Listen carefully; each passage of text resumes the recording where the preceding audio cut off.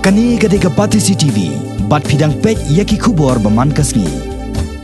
Uba his preaching son Shilla, ubalong Chief Executive Member ka Khasi Hills Autonomous District Council, menta kasingi arpopratrik unailar ulapan syai baga council kam shimla pendon kam bakla AARM yaka song pisa bala ai daga Uranium Corporation of India Limited ban shnai ka surok ba penia so nado wakaji shedo ushnong mautaba kibadon haga jili jonga Southwest Khasi Hills District. Hagajing ikren berkilat pathai kubor uba shilla laong ba gino gibum sngo hun ya kajing pensyai naga KHADC gila ba naik panru ya ka kaipot bar kajing bu jingken naga office jangka UCIL halor kajing pelut jangka KHADC ya ka pisa ka ba arpoklor balamang ban shna bat siang rong ya ka surok nadu wakaji shedo kashnong mautaba. Ulai thuru baga jing pelaj pisa jangka UCIL kalong kendiat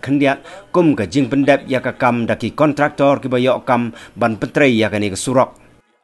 Kumang yung fi ni ketua por ketua MOU ka bagi sign hatrai do jangka MOU ba governor ulai ni kata kan ba construct the road whether uranium mining will be allowed or not. Kita kini condition. Tika kerajaan kata bat ka latri kam mangila sna tu ka surok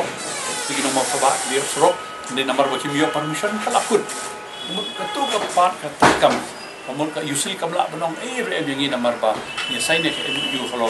whether uranium mining will be allowed or not construct the road timenta ka usil kala jan khang office ka AMD kala khang ye corporation hame khalia kim sim ong ni nomor la sign ka MOU timenta ka uranium la khang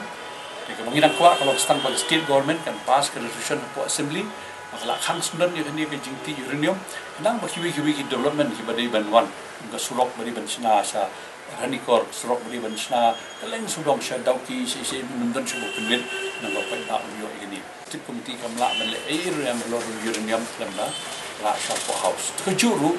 state government nang ba pa unsuk mundan jigi ki sholo ni kan pass ke resolution po house bahkan long binding Balen dalara asya po assembly dan ganu state government gaban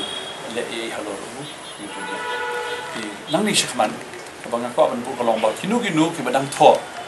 ba uba shla ula shim de ki crore pisa punang kamakla mon ngiman seven